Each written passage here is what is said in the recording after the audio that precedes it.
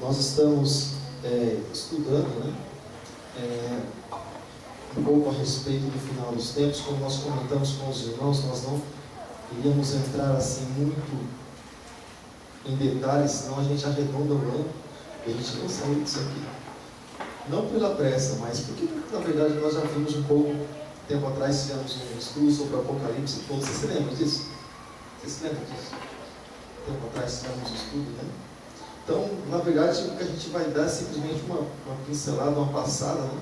Porque também isso se trata do assunto doutrinas bíblicas, né? Os últimos dias da história humana. Nós estamos na quinta parte, na parte de número 5, e nós nem saímos, né?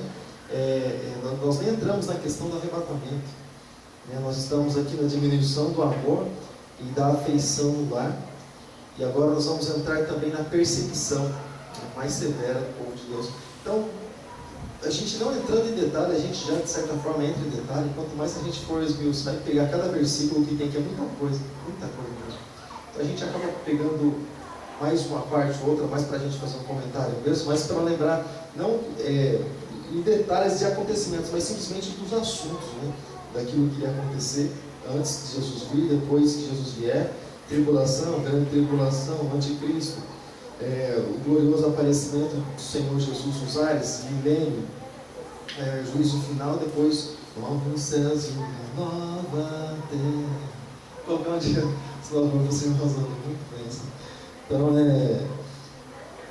estamos então entrando nesse assunto, né? Estamos na parte 6.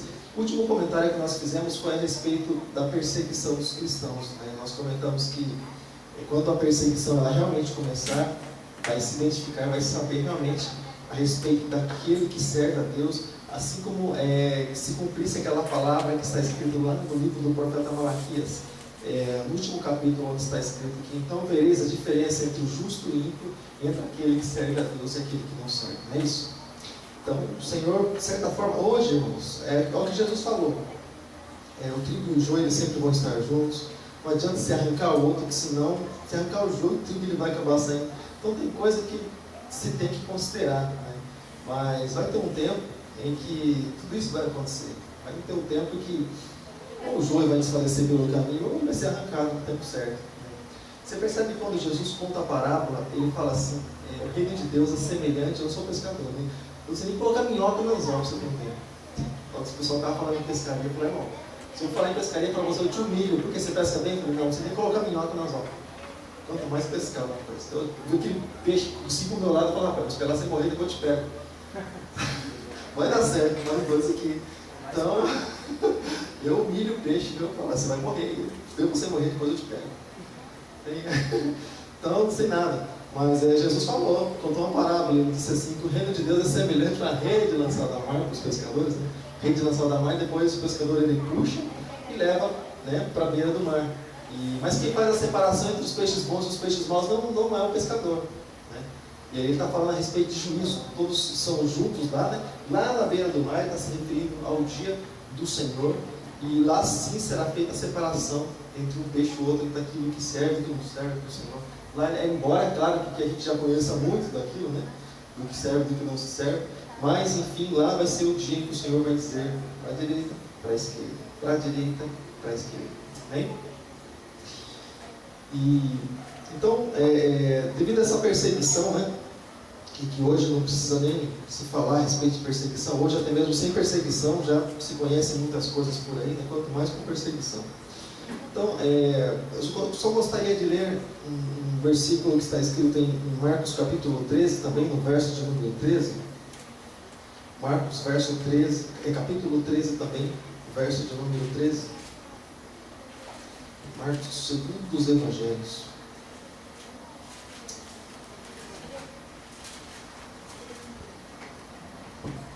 13, verso de número 13. Você encontrou?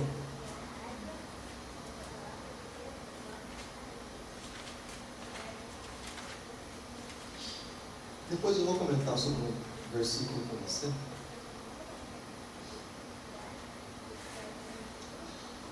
Onde está escrito assim: e sereis aborrecidos por todos, por amor do meu nome, mas quem perseverar até o fim será salvo.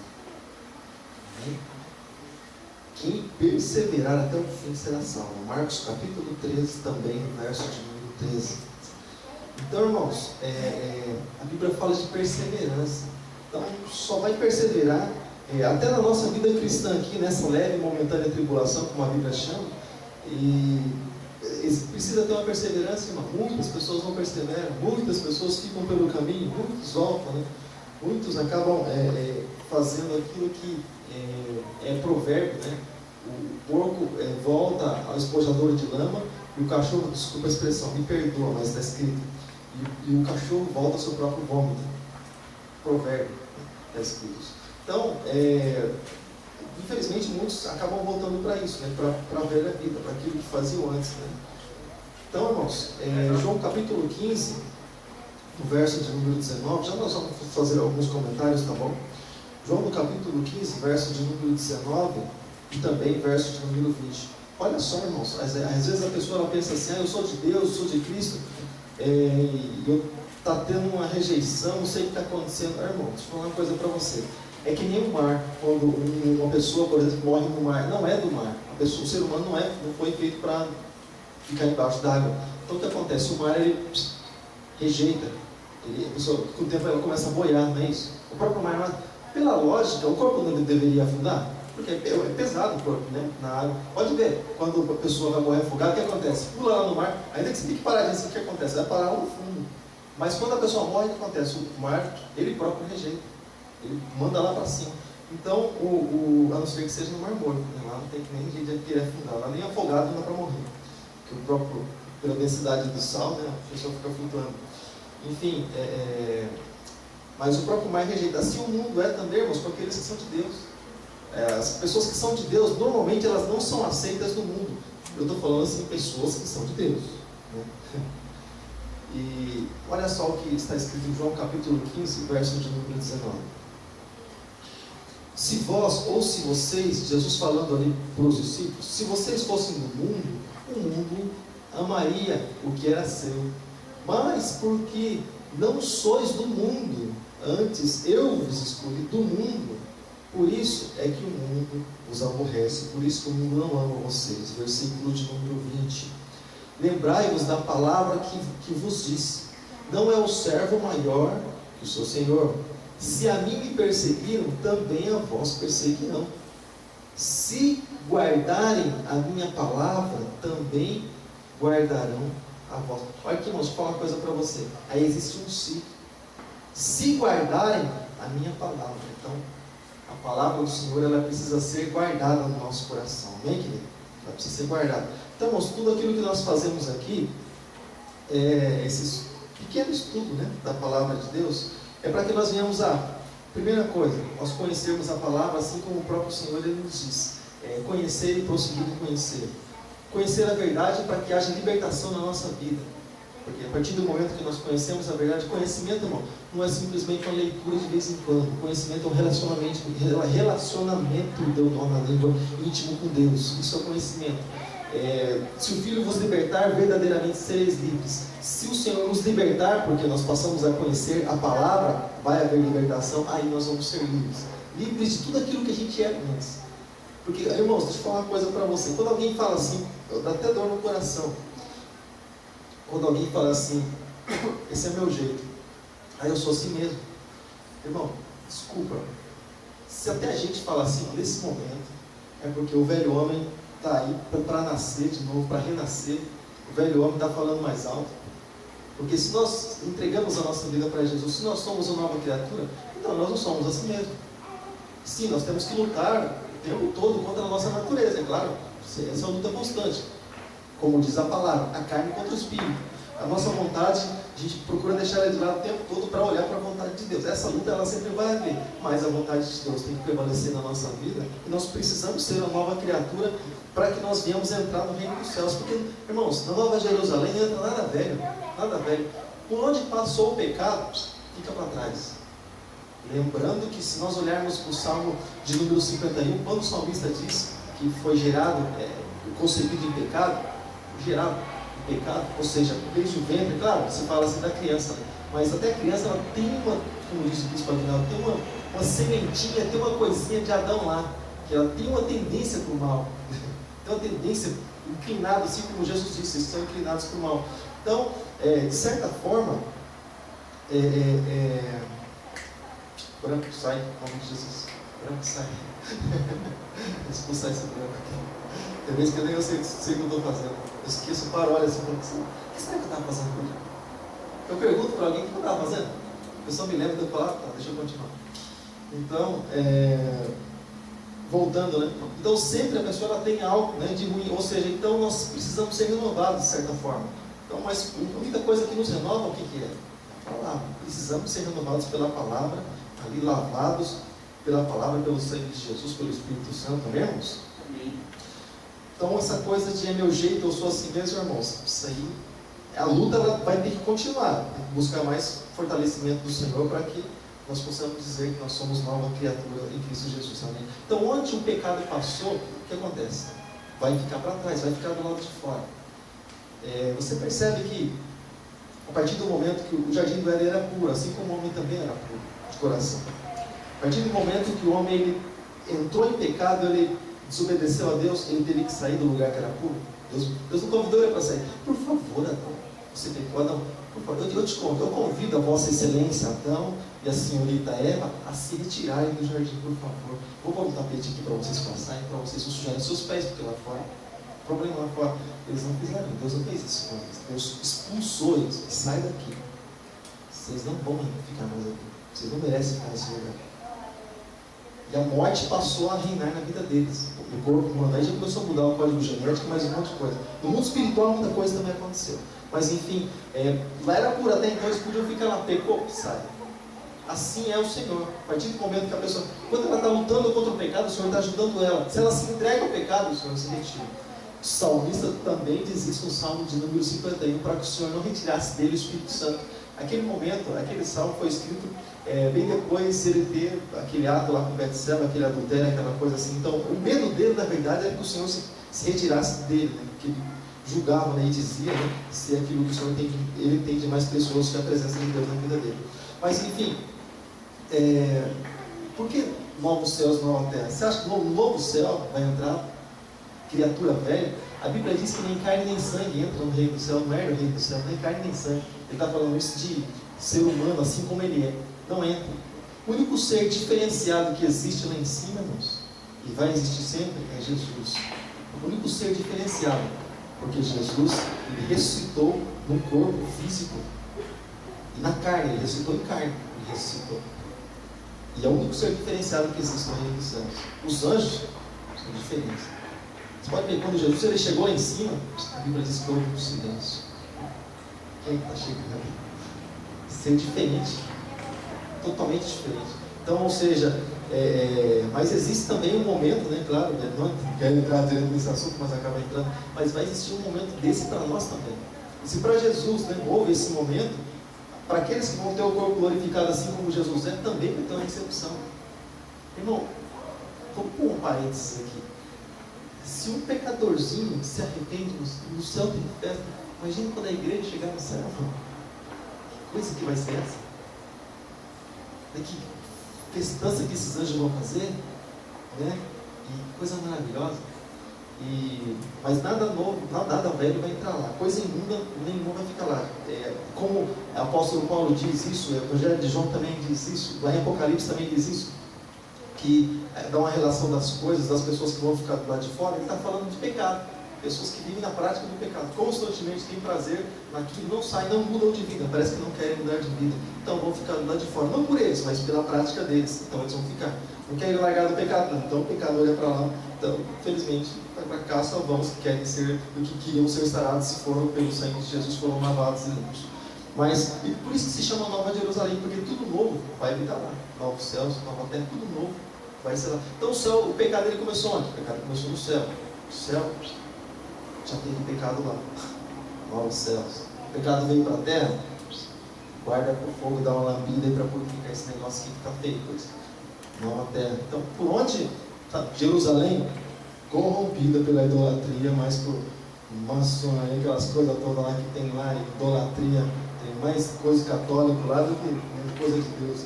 Essa Jerusalém é corrompida, por isso que vai descer a Nova Jerusalém. Sobre essa aí que existe, ela vai descer, diz a palavra que a outra vai ser achatada, como quem diz assim, vai ser aplanada.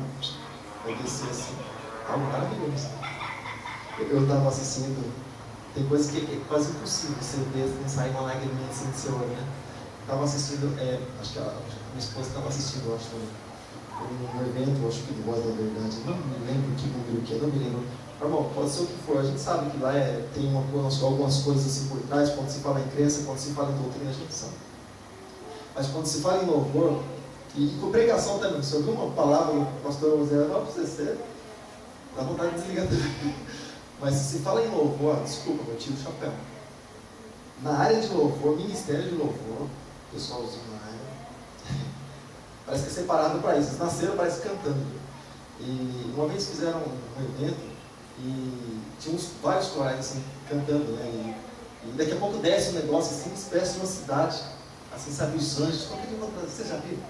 Vou chegar, eu vou trazer, talvez o próximo culto eu trago. Próximo culto de estudo. E desce assim algo, sabe, como os anjos assim, alguém representando o Senhor, num trono, um negócio maravilhoso assim, que vai descendo num palco, em cima do outro palco. Algo maravilhoso, você fala assim, meu Deus, cara, como que a Nova Jerusalém descendo assim, né? Você fala assim, uma coisa assim tão, né, pequena, né? Aqui, assim, olhando para nós aqui. Agora imagine, né, na realidade mesmo, a gente participando de tudo isso, né? É um negócio maravilhoso. Eu vi e falei, puxa vida, né? Que coisa tremenda, né? O Senhor tem preparado para cada um de nós. Então muitas pessoas sabem por que elas existem, irmãos? Porque elas perdem essa visão. Elas perdem essa visão. A princípio, quando elas conhecem Jesus, elas saem trombando todo mundo, saem derrubando, não sou de Jesus e não tem para ninguém. E se o cão passar na frente, leva um chute também, manda fogo no traseiro do cão. Agora, com o tempo, ele vai perdendo essa visão. Ele vai, sabe, acho que vai criando umas escamas assim, sabe? Por causa das companhias, também, mais um monte de coisa que a pessoa vê. Ela vai ficando cega e ela vai começando a perder esse desejo, esse gosto. Você pergunta. Foto na foto não dá, mas grava uma pessoa, por exemplo, conversando assim, por exemplo, com você, bem próximo do momento que ela se converteu, ela se batizou, ela está ali, sabe, ela é uma ansiedade, um desejo de querer ver Bíblia, de querer falar de Deus, não conhece bem ainda, mas quer falar, sabe, porque é amor, aquela coisa toda, ela está enxergando tudo novo, mas vai passando o tempo, uns 3, 4 anos, grava essa mesma pessoa conversando com você, já não é a mesma coisa. Já não está lendo mais a Bíblia igual, já não está buscando mais a Deus igual, já busca a Deus assim, não pelo prazer, sabe aquele prazer que existe dentro, mas porque precisa de alguma coisa, então acaba buscando a Deus também. Então, porque o outro busca, então também está buscando. O erguermos as mãos, nessa hora levanta as mãos também. Deus, né? Porque todo mundo está levantando, se não levantar é chato, né? Todo mundo levantando a mão aí, a pessoa acaba levantando também. Então você vê aquela coisa meio no embalo, sabe? O outro faz, então eu também faço. Então, mas aquele prazer de, sabe, só falar de Jesus até para as paredes, eu sei que a gente era assim. Tinha um irmãozinho, né, irmão? Quando eu me converti, louvado seja Deus pela vida dele, eu trabalhava na CIA dele, irmão, a noite inteira falando de Jesus para mim. Rapaz, mas eu já entreguei Jesus, já batizei, mas ele não, irmão, ele com a Bíbliazinha na mão, a Bíbliazinha de Gideão assim, então na mão. E ele chegava, sabe, já chegava assim, Jesus tem um plano na tua vida, Jesus tem um propósito. Você sabia que, já começa essa história dele, sabe? Falava a noite inteirinha, sabe? Coisa assim maravilhosa de ver. E, claro, a gente se converteu naquela época, então para a gente é interessante, porque também a gente vai recebendo coisas novas, né? A gente acabou de se converter, algo assim maravilhoso. Mas vai passando o tempo, aquilo infelizmente vai morrendo. É por isso que o Senhor nos chama para voltar para o primeiro amor, para esse amor, né? O Jesus de quê? Quem que vai pregar hoje? Deixa eu ver quem está na escala. Dependendo de quem estiver na escala, eu já nem vi. Deixa eu ver quem é. Quem é? Eu já nem pareço. O dia do meu preferido, eu vou. Essas coisinhas, sabe? A gente começa a criar barreira. Aí a pessoa, é aquele momento que a pessoa começa a orar, começa a louvar, mas ela já não sente mais grande coisa. Porque ela mesma colocou barreira entre ela e Deus. E fica aquela separação. Deus, mas o Senhor não me ouve. Não é que o Senhor não ouve, é que alguma coisa precisa ser renovada. Para que o Senhor possa entrar mesmo e falar, não, aqui eu reino. Sabe? É isso que o Senhor quer. Entrar na nossa vida e falar, deixa que eu reino. Meu coração é o teu altar. É isso que o Senhor quer. Que o nosso coração, o centro da nossa vida, seja o altar dele. Se o Senhor disser para você hoje, para você ir para tal lugar, ou para você pegar as tuas malas, porque o Senhor tem um plano e propósito na tua vida, você estaria? Você deixaria o teu emprego? Você deixaria os teus amigos, a tua família? Você deixaria tudo por causa de Jesus? E você iria como Abraão foi? Sem saber, na verdade, o que Deus tinha preparado para ele. Deus falou que ele ia mostrar. No lugar onde eu vou te mostrar, eu te mostrar. Segredo, mistério, você iria. Então, o pessoalzinho não foi. Então, esse amor, aquilo que nós ouvimos no domingo da ceia, você tem que morrer, matar todas as suas vontades para fazer a vontade de Deus, para alcançar outras pessoas, que o problema nem é teu, são das outras pessoas. Seus problemas estão tudo sob controle, aparentemente. Então você vai para ajudar outras pessoas a resolver os problemas delas, porque elas não estão conseguindo, não conhecem Jesus também, e tem um problema maior na vida delas, que elas estão prestes a ir para o inferno, então você vai por causa delas. Uma coisa que nem a tua, e vai assumir tudo isso. Vai começar a conviver com os problemas dela, como se o nosso já não fosse bastante. Você vai conviver com os problemas dela, amando elas. Como criatura. Você não olha para você, você olha para as pessoas. Se olhar para você mesmo, você não vai. Você fala, não estou bem aqui. Estou criando meus filhos, estou estudando, estou fazendo isso, fazendo aquilo. Você começa a olhar para você, você não faz nada. Mas quando você começa a olhar para Jesus, com certeza você vai longe, né, irmãos? Deixa eu fechar o parênteses aqui, senão a gente não termina. Então, irmãos, enquanto Jesus falava essas palavras, os fariseus, o que eles faziam? Os fariseus, vocês lembram quem são os fariseus? Os fariseus eram o que eram os fariseus? Pode falar, irmão. Era uma seita. De que tempo que era essa seita? Um fariseu. Não palavra não, irmão. Ô, fariseu.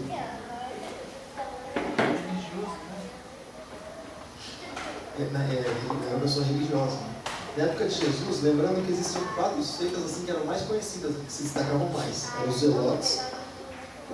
Esses zelotes aqui eram tanto quanto violentos, eles eram. E aqueles que querem fazer justiça com as próprias mãos, você estudar um pouco sobre a história dos zelotes. Um dos que andavam com Jesus era zelote, era o Simão o Zelote. Não era o sobrenome não, era por causa da seita dele, então ele carregou isso né? Assim, que Simão? Era como o nome de Simão, não, Pedro Simão. Simão isso, Simão aquilo. Simão o Zelote.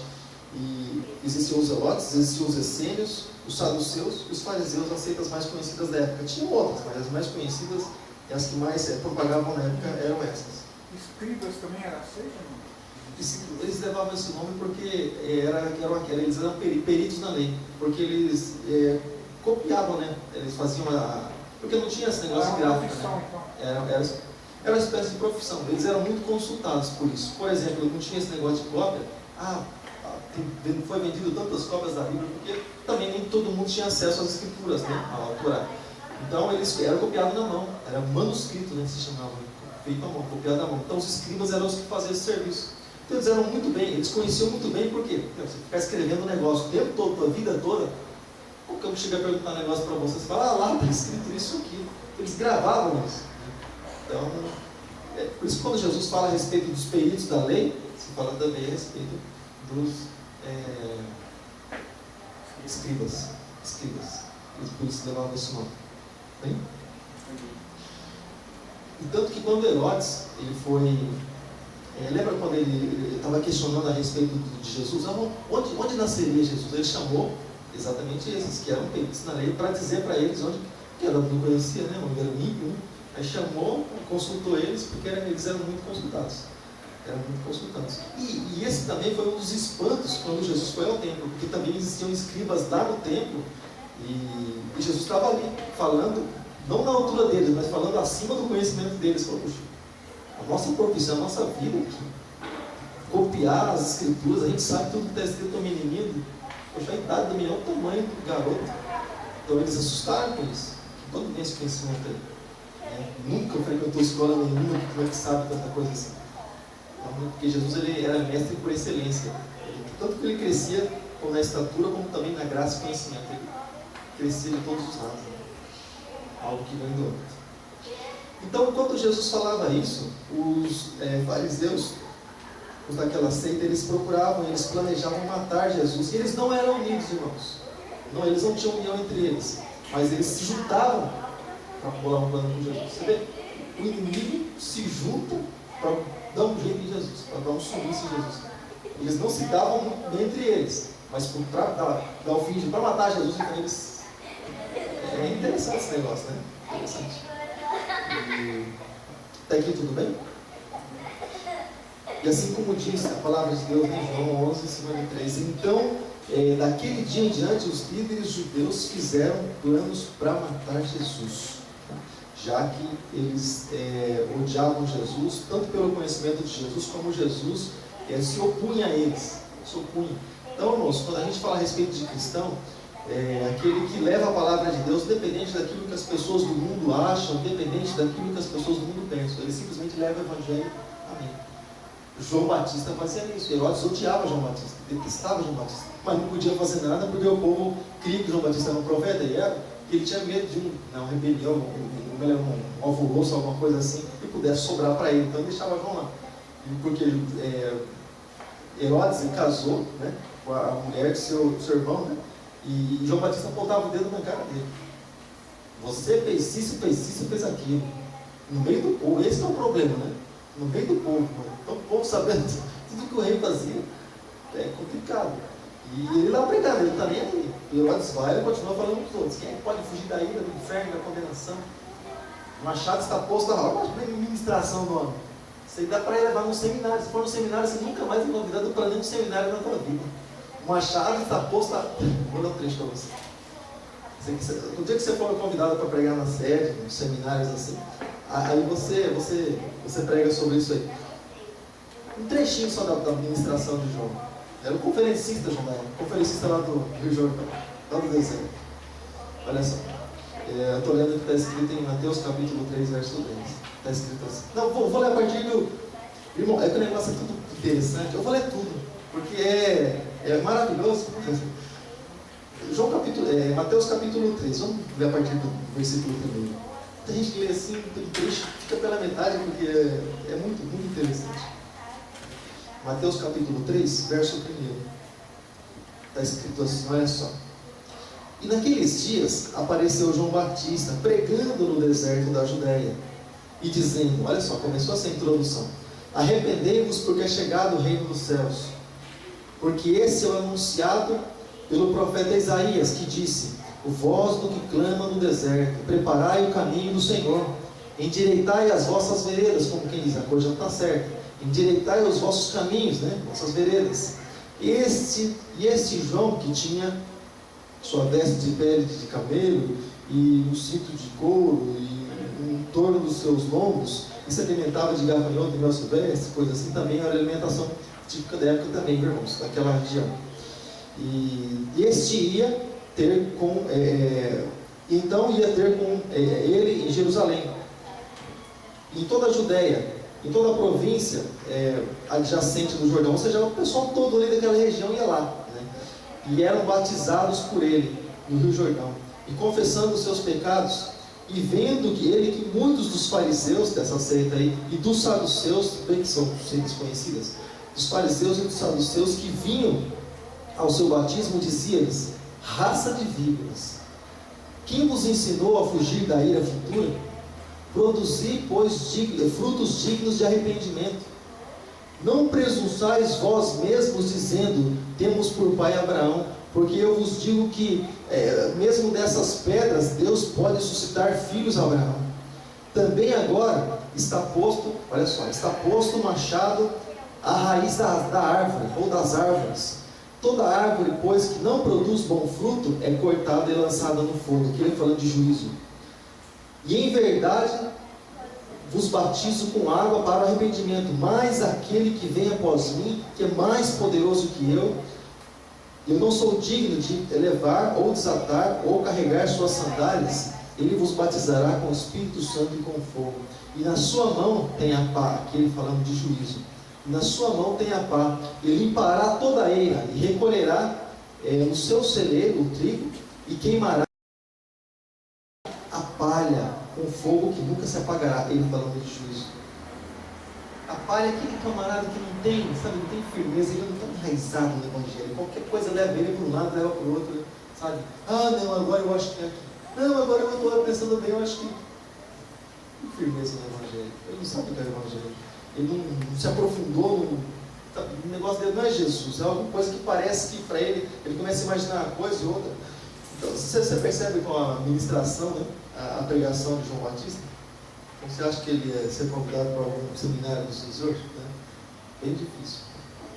Então, irmãos, capítulo de número 16, do verso 33 de João, diz assim, olha, nos últimos dias, ele diz para aqueles que seguem a ele, e ele diz para aqueles que guardam a palavra dele, que ele mesmo certificou que são separados do mundo, e o mundo iria rejeitá-los, como quem diz assim, é um corpo estranho, né?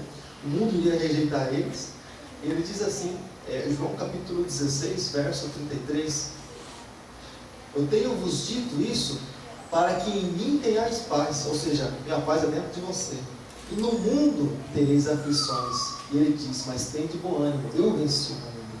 Ou seja, as aflições, né? Ou seja, as pressões desse mundo, que o apóstolo Paulo mesmo chama de leve e momentânea tribulação, as tribulações, os sofrimentos, Jesus diz assim para nós, tende bom ânimo, ou seja, impossível não é. E ainda, irmãos, ainda, que porventura, deixa eu ver aqui, senão ele vai desentender. E ainda, que as aflições elas sejam muitas, pode ficar tranquilo. Para o lugar onde nós vamos, irmãos, coisas maravilhosas. Não vai ter conta para pagar, não vai ter governo humano, não vai ter trabalho, não vai ter tentação, não vai ter provação. No imundo, não vai nem pensar em entrar lá, ficar lá de fora. Então, maravilhoso, né? Maravilhoso. Ele diz, tem de bom ânimo. Por que ele fala tem de bom ânimo? Porque para a gente continuar caminhando com Cristo, a gente precisa ter ânimo, senão a gente vai desfalecer pelo caminho. Vai desfalecer. Isso é inevitável, irmão. Se a gente desfalecer pelo caminho, se a gente não estiver animado para caminhar na presença do Senhor. Como é que está, irmã? Estou bambiando. Eu vou falar assim, estou bambiando. Mais ou menos. Só o sangue de Jesus. Então, a gente precisa estar firme com o Senhor, né, irmãos? As aflições elas vêm, elas vão sempre andar, vão sempre caminhar atrás de nós, mas tem hora que, morrem da creta, às vezes, sei cada um tem sua vida com Deus, né? Talvez Satanás venha fungar no teu cangote e falar assim, aí, dá bola para ele não. Tem horas, irmãos, que as tentações de Satanás, até mesmo ele sendo manifesto, tem hora que ele não merece nem crédito. Tem hora que não dá nem para perder tempo e falar, não que isso seja uma perda de tempo, você falar sai em nome de Jesus, mas o sujeito é tão infeliz porque se você está em Cristo, ele sabe que pelo menos com você vai ser complicado para ele. Então ele procura sempre aquelas pessoas que você ama, estão próximas de você, mas de certa forma, por você amar, então vai de certa forma tentar te afetar. Pelo carinho que você tem por essa pessoa, não balançar assim por causa da pessoa, não por tua causa. Então, o sujeito, às vezes por mais que ele venha até mesmo se manifestar e de alguma forma, seja se materializar, não sei, a vida que você vive com Deus, cada um tem sua vida com Deus. De repente você pensa assim, isso acontece? Materializar isso acontece? Os demônios se materializam? Com certeza, assim como Deus também se materializa. A palavra de Deus diz lá em Hebreus que antigamente muitos recebiam anjos na sua casa e eles não sabiam. Tem até a canção, não sei quem canta, eu vi na Novo Tempo, e uma mulher cantando essa canção, esse louvor aí, já vi na mente, está escrito lá em Hebreus. Imagina você recebendo um anjo na tua casa sem você saber. Às vezes você recebe um cigano em casa, né? Tem água aí? E se fala que não der, poxa, e sai falando uns palavrões assim meio esquisitos por fora. Falando, né? O anjo que não pode ser falando palavrões fora, né? Que anjo desconvertido desse, né? Então, tem coisa que. Então, mas eles recebiam anjos na casa deles sem saber, ou seja, não hospedavam por quê? Porque era um povo hospitaleiro. Nos nossos dias existe o lado da prudência. Você vai entrar colocando na tua casa, hoje ele vem para ver, amanhã ele vem para levar. Então hoje, até em muitas igrejas acontece isso.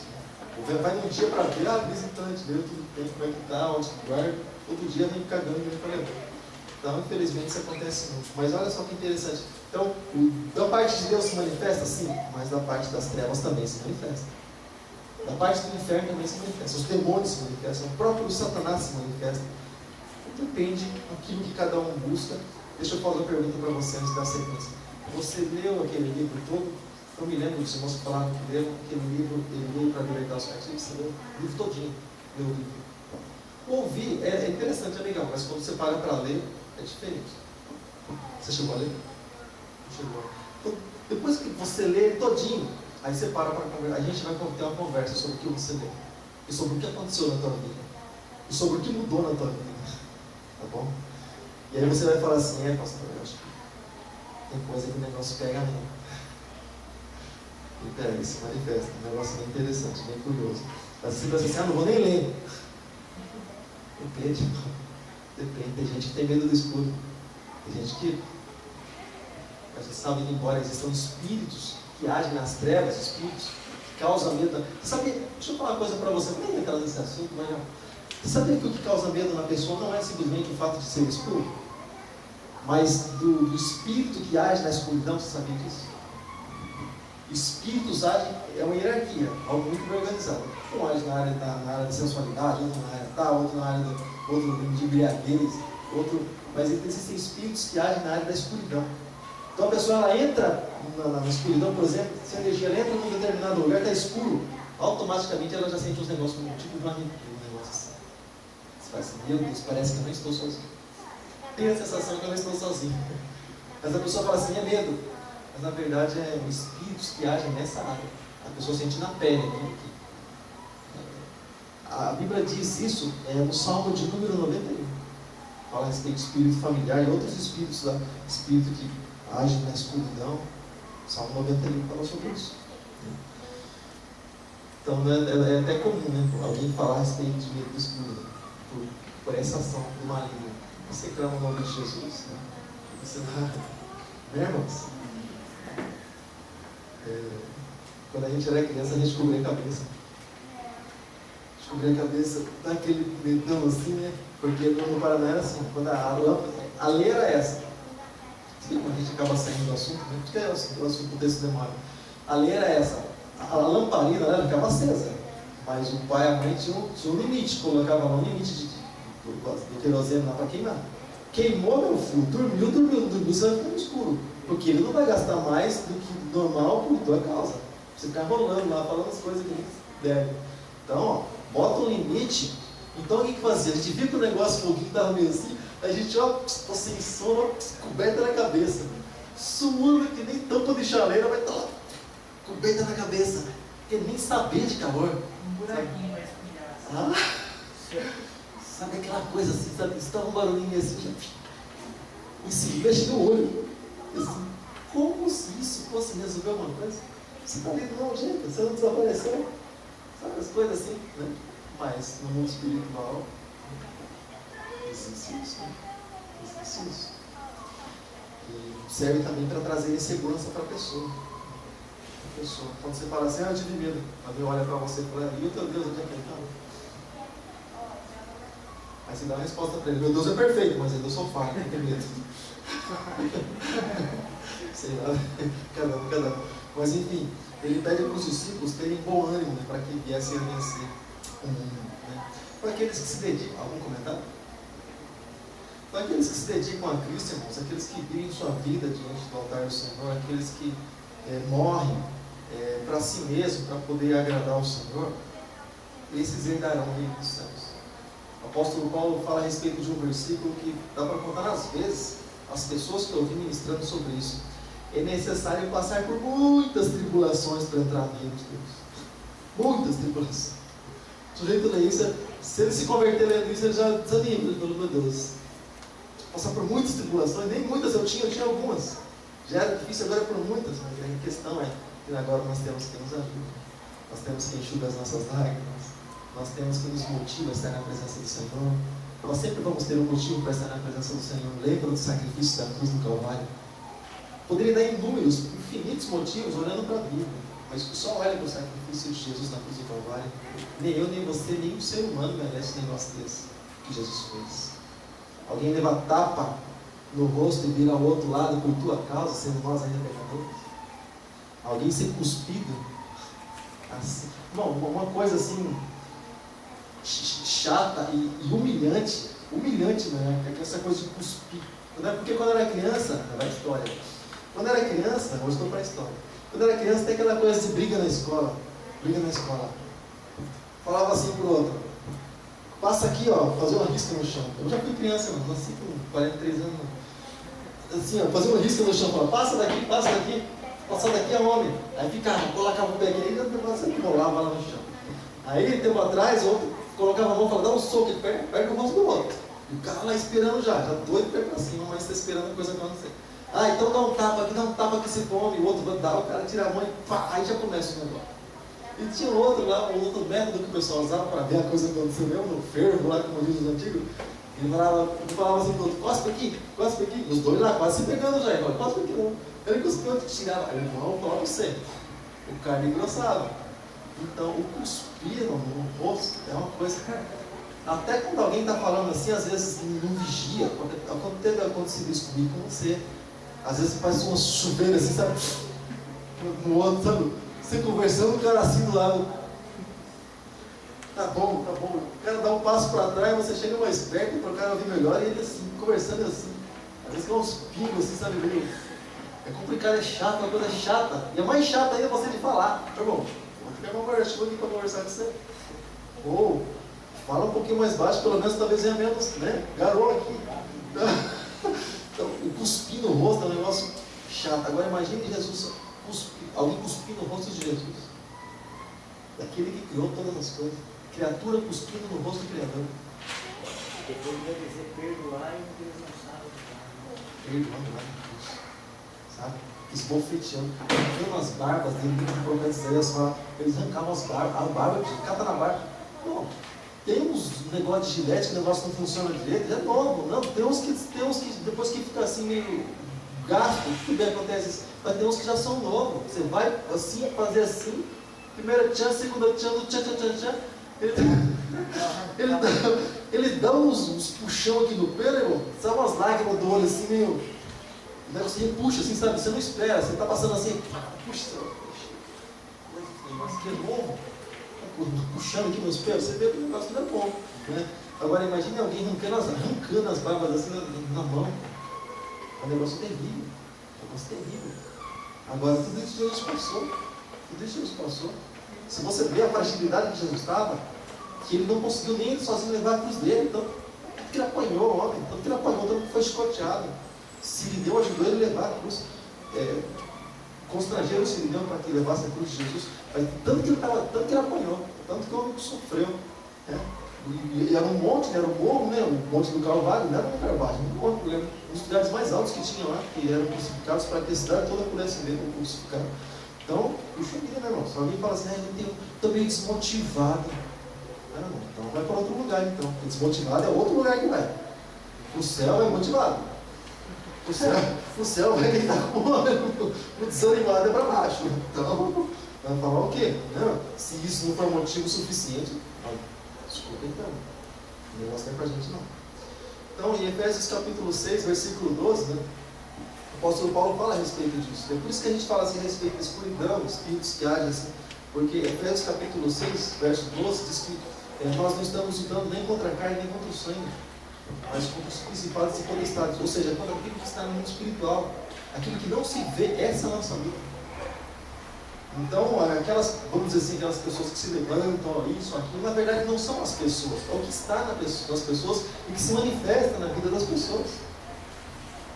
Esses que muitas vezes são, infelizmente, são mais fracos e acabam sendo usados por Satanás para muitas vezes afrontar, desanimar a gente, fazer a gente voltar atrás, enfim. Mas o que age dentro da pessoa, demônios que agem exatamente nessa área para muitas vezes, né, tentar nos tirar da presença de Deus. Amém, irmãos? Amém. Graças a Deus. Então, a igreja de hoje, né, ela tem um problema muito sério. Eu estava aqui à tarde refletindo sobre isso. A igreja de hoje, a igreja no sentido geral. Quando eu falo igreja, eu generalizo, não falo simplesmente desses espaços específicos quadrados. Mas a igreja de hoje, ela tem um problema muito sério. Ela quer colher um negócio que ela não plantou. Ela costumou ganhar, ela costumou receber. Então ela sempre... Aquilo que Salomão diz lá em Provérbios, a sanguessuga tem duas filhas, dá, dádiva. Ela só quer. Ela não quer pagar por isso. É como se eu fosse trabalhar no final, eu fosse na empresa lá no final do mês, só no dia do pagamento. E reclamar, sou funcionário, não depositou nada aqui não, está zerado. O povo vai falar para ele, vai ter que usar um princípio bíblico para mim, se não quer trabalhar também não como. Então, quer dizer, a igreja de hoje tem essa maneira. Não paga o preço e quer receber a recompensa de Deus. Então, aqui por isso, é o que a gente fala. Você quer ser abençoado por Deus? Por isso, obedecer a palavra. A Bíblia diz que as bênçãos do Senhor nos acompanham a partir do momento que obedecemos a palavra. Eu quero que a presença de Deus, do Senhor Jesus, esteja todos os dias comigo, quero sentir a presença dele. Ótimo, antes de sentir a presença dele, ele fala que nós precisamos guardar a palavra dele no nosso coração. Guardar aquilo que nós aprendemos. Guardar é valorizar aquilo. Não é deixar alguém fazer você cair com uma palavrinha furada, não. Você guardar aquilo, você levantar essa palavra. Não, Jesus me falou isso. Jesus me falou aquilo. O Evangelho é tudo para você. E a presença dele é com você todos os dias, até a consumação dos séculos. A igreja hoje, ela quer receber algo que na verdade ela não pagou. Ela não pagou. Ela quer dizer algo que na verdade foge dela. Não é assim, sabe? E a Bíblia diz, irmãos, se vier algum louvor para nós, que não seja da nossa boca, mas que seja da boca de outros. Se Deus estiver te usando, por exemplo, de uma maneira tal, nunca se coloque como você sendo o cara, você isso, você aqui. Deus pode usar de uma maneira poderosa, mas deixe esse louvor vir de outros para você. Nunca você se coloque nessa condição. É buscar algo que na verdade não é nosso, isso não pertence a nós. Então, voltando para a igreja hoje, uma das dificuldades da igreja hoje, quer recompensa futura, quer morar no céu, quer tanta coisa, mas passar por tribulação longe de mim, livre de mim, para trás de mim. Para trás de mim. Então, para trás de mim a palavra, porque o apóstolo Tiago, ele disse, o irmão de Jesus, lá nas cartas, ele disse assim, que bem-aventurado é aquele que passa por aflições. Bem-aventurado. Está passando por tribulação, você é bem-aventurado. Você é feliz por isso. O apóstolo Paulo chama isso de algo maravilhoso. E isso produz um peso de glória para cada um de nós. As aflições produzem isso para nós. Isso nos fortalece na presença de Deus. Você passa por aflição aqui, você vai ter um testemunho para contar lá na frente. Você olha assim, você vê um monte de gente contando testemunho. Você fala que maravilhoso, que maravilhoso. Um dia alguém falou assim para mim, depois eu vi, puxa, pastor, ele tinha se convertido faz pouco tempo. Ele falou, queria ter uns testemunhos para contar. Eu não, Joia, glória a Deus que você tem testemunho para contar. Mas o problema não é você contar o testemunho, maravilhoso isso. A questão é quando você está vivendo a aflição do testemunho. Porque todo testemunho se passa em aflição. Tudo aquilo que se testemunha é porque já houve aflição. A pessoa já foi afligida a ponto de... Sabe? Então, às vezes a gente quer contar testemunho, mas não quer passar pelos momentos de aflição da nossa vida, né? Maravilhoso. Mas então, irmãos, até aqui tudo bem? Então a gente vai... Vou pular algumas partes aqui, irmãos, mas para a gente não ficar muito parado nesse assunto aqui. Então, irmãos, o cristão ele tem motivos demais, irmãos, para se alegrar. Nós temos motivos demais para nos alegrar. Aquilo que nós comentamos, aquilo que acontece no mundo, infelizmente, nos entristece, mas nós temos motivos de sobra para nos alegrar pelo fato de nós sermos cristãos, pelo fato de nós termos entregado a nossa vida para Jesus, pelo fato de nós estarmos na presença do Senhor, buscando a Ele, louvando, adorando o nome dEle. A vida de Jesus, para muitos, vai ser algo maravilhoso, mas para muitos vai ser a pior coisa que existiu na vida dele. A vida de Jesus vai ser... Muitos clamam, Jesus volta logo, Jesus volta logo. Quando Jesus voltar, ele vai se arrepender. Jesus, por que o Senhor voltou? Aí vai ser um problema para ele, ele vai perceber que a palavra do Senhor se compara com um prumo. Os irmãos que constroem, né, sabe o que é um prumo. Um prumo, o negócio engana tanta gente assim. O prumo, você começa a sentar assim, uns tijolos assim, você fala, vou no olho, meu olho está bom, assim, né? Você fala, tá certo. Aí você levanta do outro lado, aí você levanta para ele e diz, mas meu olho, estou enxergando bem, eu enxerguei bem as letrinhas lá, fiz exame. A hora que você põe o prumo, irmão, o negócio pendendo, você fala, rapaz, tá feio o negócio aqui, tá meio carrindo, e o negócio tá lá, sabe, um pau quase o negócio tá ali todo. Aí você põe o prumo, você vê que o negócio, você levanta a parede até lá em cima, o negócio vai embora. O prumo é um negócio interessante. Então, quando se põe o prumo, a palavra de Deus é comparada a um prumo. Não, o que está torto, ele vai ter que se endireitar e a palavra vai dizer, ó, isso aqui está fora, você tem que desfazer, faz de novo. Levanta, você põe de novo aí, senão, sabe? Construir torto assim não adianta. Essa é comparada ao esquadro. A palavra de Deus é comparada ao esquadro. O esquadro, você sabe, meus irmãos, quando vão. E interessante esse esquadro, né? Que quando o pessoal está construindo a casa, muita gente não dá muita bola para esquadro, é assim mesmo. Depois tira a diferença no piso, nos cantos, assim, que não dá para ver, nos móveis, né? Não dá para ver. Morre aqui, né? Remata aqui. E a hora que o negócio começa a dar acabamento, você vê que os negócios feios, o negócio começa o piso inteiro, termina pela metade, você fala, nossa, que esquisito, né? Azulejo, o negócio fica tudo, aí aparece tudo, né? E é como se fosse, irmãos, o Senhor mostrando as nossas vidas para nós ali com base na palavra. A palavra de Deus é comparada a uma linha. Olhando de novo, é quase impossível olhar para a condição. Você faz negócio assim, você fala, tá legal, que tá legal. Você estica a linha, você vê que os negócios estão indo para lá, outro para cá, os negócios meio esquisitos. Vai gastar um caminhão de massa depois, só nisso aqui. Então, você vê que a palavra de Deus é maravilhosa.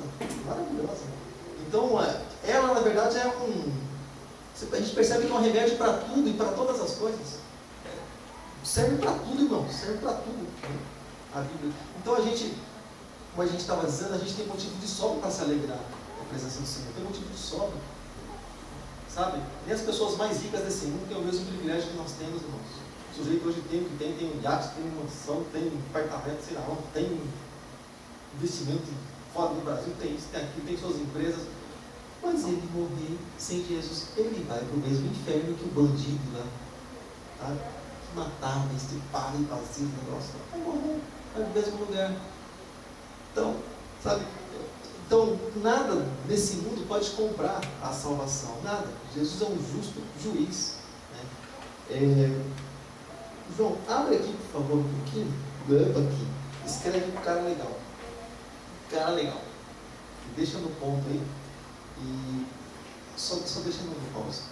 Então, irmãos, nada daquilo que a gente fizer, irmãos, Deus nos dá a oportunidade de servir a Ele. Isso eu chamo de um privilégio, de uma oportunidade. Mas nada daquilo que a gente fizer, você pode falar assim, não, eu falo assim como o salmista, Davi. Eu quero morar, Senhor, na tua casa, no teu templo, para todos os dias contemplar a beleza da tua formosura. Eu quero morar, Senhor, na tua casa. Eu quero respirar esse ar aqui. Amém. Você vai servir o Senhor todos os dias dentro da casa do Senhor. Você vai morar, você vai dormir, vai acordar ali. A gente teve um tempo atrás que a gente dormia aqui, né? A gente falava, Senhor, vamos dormir na igreja? Agora parando com seus negócios. A gente falava direto, vamos dormir na igreja? As crianças, vamos. Ligava por aí, a gente ficava assistindo aqui os DVDs, essas coisas. E dormia apagado aqui. É interessante, a gente olhava todo mundo no colchão aqui no chão. E você pode viver a vida esse tempo todo na presença do Senhor. Você pode viver, sabe, irmãos? Mas não faça simplesmente isso, sabe? A gente tem que ter o nosso contato com Ele, a gente tem que buscar o Senhor, a gente tem que se entregar realmente todo o coração. Então, esse prazer, mas esse prazer de nós, isso ninguém pode tirar. Sabe, as pessoas mais ricas desse mundo, elas vão ter o mesmo prazer que o cristão tem, que o crente.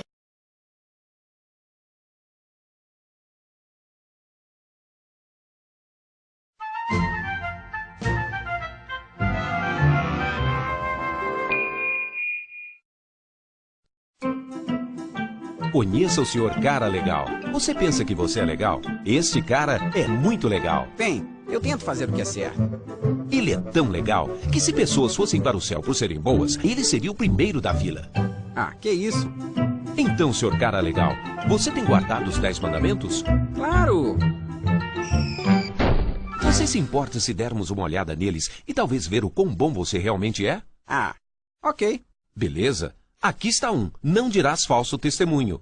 Senhor Cara Legal, você já mentiu alguma vez? Já. Quem nunca mentiu? Como se chama alguém que mente? Um mentiroso? Ok. Que tal outro mandamento? Não furtarás. Você já roubou alguma coisa pelo menos uma vez? Nunca. Mas você acabou de dizer que é mentiroso. Bem, eu roubei uns doces quando era criança. E como chamamos alguém que rouba? Ladrão. Ok, vamos tentar outro. Não adulterarás. Esse é fácil. Eu nunca traí minha mulher. Oi, bonitão. Uau, que gata! Jesus disse, se você olhar para uma mulher com desejo, você já cometeu adultério com ela em seu coração. Certo. Mais um. Não tomarás o nome do Senhor teu Deus em vão. Você já usou o nome de Deus para xingar? Oh, meu! Isso, Sr. Cara Legal, é chamado de blasfêmia. Deus te deu vida, o ar e tudo que você tem. E você joga o nome dele na lama. Então, você acabou de admitir que você é um mentiroso, um ladrão, um blasfemador e um adúltero no coração. E isso por apenas 4 dos 10 mandamentos. Tudo bem, eu não sou perfeito. Na verdade, é muito pior do que isso. Imagine que colocássemos um chip no seu cérebro para gravar todos os seus pensamentos por uma semana. E então, mostrar todos os seus pensamentos em uma tela de cinema para todos os seus amigos e familiares verem. Isso seria vergonhoso. Eu sei. A Bíblia diz que Deus conhece tudo, até mesmo os pensamentos secretos do seu coração. Bem, comparado com algumas pessoas, eu sou um santo. Sim, é verdade, mas o padrão é a lei de Deus, não outras pessoas. Além disso, mesmo que você pecasse só 5 vezes por dia, em um ano, seriam 1.825 pecados. Se você viver até os 70 anos, você terá quebrado a lei de Deus 127.000 vezes. Você terá que responder por cada pecado no dia do julgamento. A Bíblia diz que cada um de nós dará conta de si mesmo a Deus. Mas Deus vai me perdoar, certo? Bem, vamos tentar isso no tribunal. Ah, qual é? Eu sei que eu andei quebrando a lei. Mas, peraí, não dá pra o senhor simplesmente me liberar? Só um juiz corrupto aceitaria isto. Um bom juiz diria: a justiça exige que você pague por seus crimes. Deus não é um juiz corrupto. Ele é um juiz santo e justo. Ele odeia o pecado. Jesus avisou que no dia do julgamento, todos que pecaram contra Deus terminariam em um lugar horrível chamado de inferno. Não haveria como escapar por toda a eternidade. Bem, então como alguém pode entrar no céu? Só há um caminho. Deus amou o mundo tanto que mandou seu filho Jesus para viver uma vida perfeita. Ele nunca pecou, nem uma única vez. Então, Jesus aceitou receber o castigo por pecadores culpados. Ele foi chicoteado, açoitado, pregado em uma cruz e morreu para que a justiça fosse satisfeita e pecadores fossem libertos. Então, Jesus levantou do túmulo e derrotou a morte. Você não pode merecer a vida eterna. Ela é um presente de Deus para todos que se humilham e vêm a Jesus. Ele vai te perdoar, te purificar e te dará um novo coração com novos desejos. A Bíblia diz que se alguém está em Cristo, é uma nova criatura. Então, pare de viver para você, dê as costas para os seus pecados e venha para Jesus. Então, leia a Bíblia e a obedeça. Ache uma boa igreja que te ajude a crescer. E aí, conte às pessoas as boas novas.